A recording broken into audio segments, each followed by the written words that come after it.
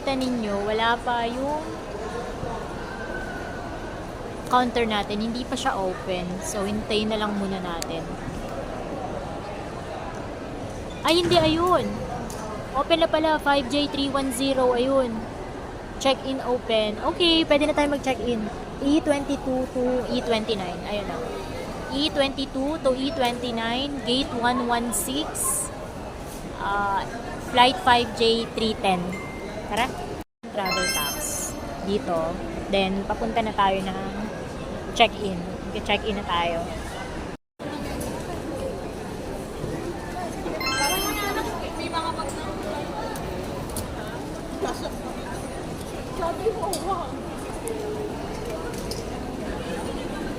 Masa na si Jay? Sis, emotionally today. Emotionally si Jerry. Got our boarding pass na and papunta na tayo ngayon sa immigration. Sana matapos ko siya bago mag 6. It's almost 5 pa lang. Ay, it's 5 pa lang naman. So, sana matapos siya ng 6 kasi 6 p.m. is may pasok ako. And then by 8, meron akong meeting. Sana walang maging issue, walang maging problema. Pero, I'm super excited.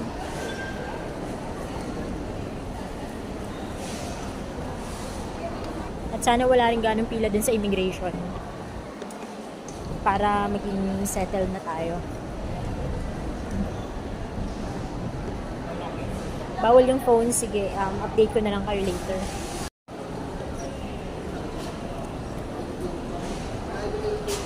So, nakapasa na tayo sa immigration. Nakapasa! Tapos na tayo sa immigration. Tapos konti lang naman yung tinanong sa akin. Sabi, kung may pupuntahan daw ba ako doon, kung may kasama ako, tapos kailan yung return ko dito sa Philippines. Tapos, hiningi lang yung yung return ticket ko. Tapos yun na, tatak na agad. Pero hinahanap ko dito sa passport ko kung may tatak ba, pero parang wala akong makita. So, eto, pupunta na tayo ng security check. And then after this, pupunta tayo sa gate natin, which is 116. Alam ko dun yun sa may bandang dulo, kasi nakita ko na yun siya before. And after that, feeling ko makakaabot ako sa before 6 p.m. all settled na ako kasi 6 p.m. may shift pa ako hanggang 10. So yeah.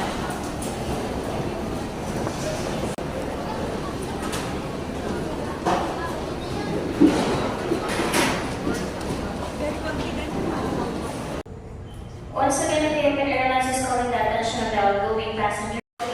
To the rest of the passengers, please remain seated until your zone numbers are called. Thank you. Are we waiting for Annie?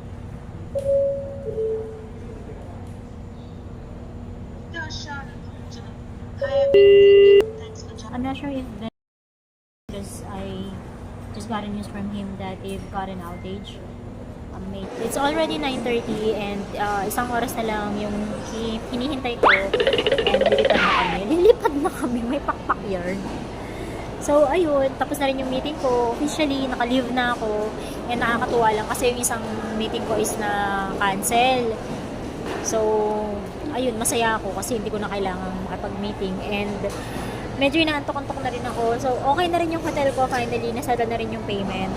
And doon na ako rekta sa website ng hotel, nag-book and nagbayad. Hindi ko alam, for some reason kasi, yung card na ginamit ko naman sa pag-book sa Agoda, hindi siya nag-go.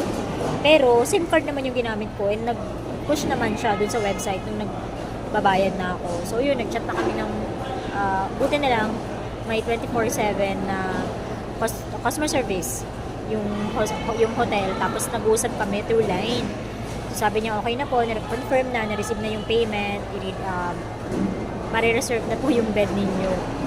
So, lagi sila sabi na baka na-decline yung card. Hindi nga, kasi may funds naman yun and wala rin namang bawas pa yung credit card ko na yun. Tapos yung debit card naman yung ginamit ko, imposible kasi may funds naman yun. So, ayun, medyo kumalma na ako. And na-realize ko, yung sa boarding gate ko, nasa letter A ako. So, imagine, nasa may window seat ako, nang wala akong binabayarang extra. Kaya nakakatuwa lang. And yun na, yung sa baba na yan, akala ko i-close yan. Akala ko naka-close yan. Kasi nawala yung mga employee. Siguro nagpalit lang ng employee. Tapos yun, nagpatuloy na yung operation nila. Akala ko i-close tong security checking area na to. Pero hindi pala. Kasi parang pinalitan nga. Nagpalit ng mga guard. Nagpalit ng mga security officer. Kasi magkape, gusto ko, nakita ko may Shuttle's Best dito. Tapos, meron din ditong coffee bean. Nandito sa may fourth floor, sa may lounge area. So siguro magkakape ako muna. Well, hindi naman talaga kape kasi parang gusto ko ng caramel latte. Tapos next time, pag nag-flight na ulit ako, itatry ko naman yung mga food dito. May mga parang kainan din dito sa may fourth floor. May Wendy's akong nakikita. Kasi ito nga, katabi niya yung coffee bean tea. Tapos may parang, ewan ko kung KFC ba to. Kasi may chicken na nakalagay. So, siguro itatry ko naman dito sa area na to. Hindi lang puro tapaking ng tapaking. Pero, kasi medyo namahalan ako dun sa kinain ko. Alam mo yung mineral water, yung bottled water is 60 pesos. Well, ano man ang mga aasahan mo kasi nasa loob ka ng airport. So, most likely talagang expensive yun. Or medyo mahal talaga. Anyways, I'm going down. Punta ako sa Shuttle's Best and then bibili ako ng caramel latte or coffee. Hindi naman talaga ako makape. Medyo ngayon lang kasi medyo inaantok-antok. Nasa baba pala yung 116. Tapos pagbaba ko, boarding na, 9:55 na. Tapos buti may nakasabay ako sa likod. Sinundan ko na papunta rin siya ng 116. Kasi yung gate 116, parang liliko pa, pababa.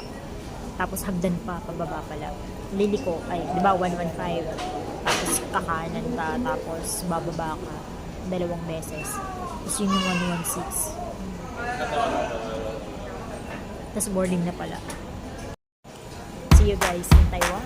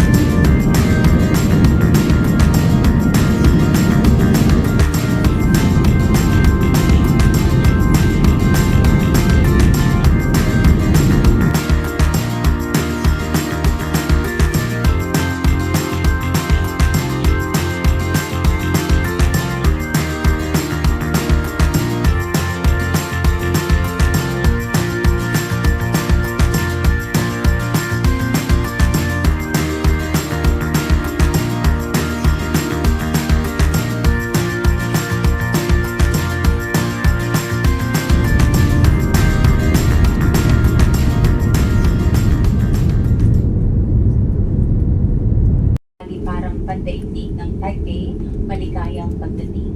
Oras po ngayon ay 55 minuto makalipas ang 12:00 ng umaga. Muli wala pong pagkakaiba ang oras ng Taipei sa Maynila. Ang panlabas na temperatura ay 21 sentigrado.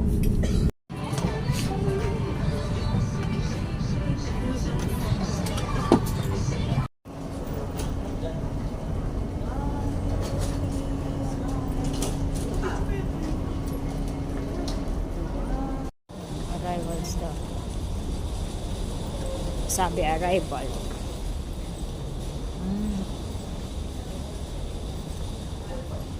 Tapos, tingnan mo yung taas.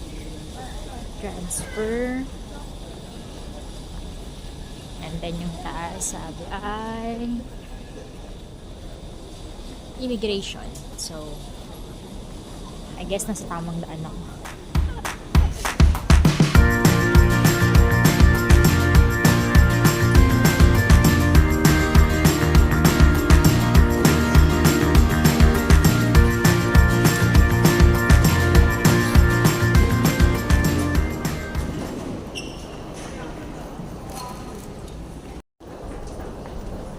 Touchdown Taiwan! Dito na ako. Hindi ko alam kung saan to papunta, pero may nakalagay na immigration, hindi punta lang ako. Sunod lang ako sa immigration. Kahit hindi tayo fresh. So, nakuha ko na yung SIM card ko, and ngayon, papaba ulit ako ng sa baba. Kasi, kung saan, yung sa may 7-Eleven, kasi andun yung papuntang bus station. Bus 1961 yung sasakyan natin. And then, wala namang sinabing pipikapin yung kailangan i-print yung QR code. Pakita lang no yung QR code ng booking, which is na book ko siya sa Klook. So, yun lang yung gagawin natin.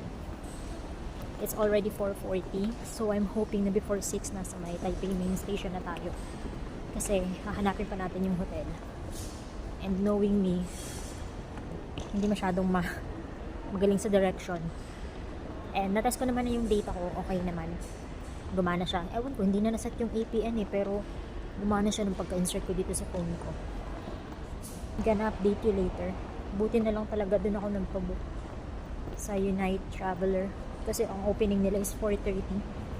Tapos ang maganda dun, yung sa mga area na malapit dun, kung saan yung Klook, kung saan ko niredeem yung SIM card ko, may area dun na parang pahingahan. Marami akong nakikita mga natutulog, sa mga nagcha-charge, meron pa doon nagla-laptop, nag-work. So, pwede ka din magpahinga habang hinihintay niyo yung pag-open ng tren. Basta, make sure lang na huwag kayong maingay kasi madaming madaming papahinga, nakakahiya. Kaya nga doon sa baba kanina na kumakain ako. So, sana mag-TikTok, kaya lang, ang daming natutulog. Nakakahiya. Baba muna ako, tapos punta na ako ng bus station. Do not press trolley handle while the Please go to door number 13 from the Diyan guys, so diyan ako nag-withdraw diyan sa bangko na yan. So kapag lalabas kayo, so lalabas na kayo, 'di ba? Ayan diyan kayo lalabas. So kakaliwa kayo. Makikita niyo yung bangko. Tapos meron ding diyan, may Bank of Taiwan, and then dun sa dulo na yon, yung malapit sa may subway kasi yung kulay green na yon tapos dun sa dulo na yon, dun ko kukunin yung SIM card ko. But ito yung way papuntang 7-Eleven, bababa ako doon dito sa may, ayan, pag nakita nyo tong information dito sa may gitna yun bandang gitna siya. So bababa lang ako 7-Eleven, and then kakain ako kasi gutom na talaga ako. Maganda lang dito, ang lakas talaga ng wifi. So kahit wala pa akong SIM card, okay lang. Ayan o, dyan kayo lalabas after nyo ng dumaan ng customs, ng immigration. Tapos, dito sa side na to, ewan ko, ang daming tao dito. Pero, pag dun sa kaliwa, medyo onti yung tao dun. Dito ang daming tao ang daming taong nagwi-withdraw. Tingnan niyo, ang haba ng pila, 'di ba? So sana nalaman nila na meron pang bangko doon or ATM kasi sila pwedeng mag-withdraw. Kasi Bank of Taiwan to Ito Mega Bank. Ito din Mega Bank. So baka hindi sila aware. Tapos yun guys, paglabas niyo ng kanina, doon sa tinuturo ko sa gitna, ayan na yung Taiwan Lucky Land. Unfortunately, hindi tayo nanalo. So yan yung customs. Ito sa may right side naman to. Then, meron ding kung saan nyo pwedeng i-avail or pick up yung mga wifi, SIM card. Tapos, pababa, meron dito. Parang walk-a-later, do ayan. not press trolley handle while the walkway is moving. Press the handle to push trolley out of the walkway. So, dito na rin pala yung papunta sa bus and sa car park, mga hotel bus and tour. Press the handle to push trolley out of the walkway. So, hanapin na natin kung nasa yung 7-Eleven. I think ito na siya. Ayan na nga. Pagbaba. 7-Eleven. Daming tao. Pero parang may nakita kong hotpot. Sana may family chicky. Char.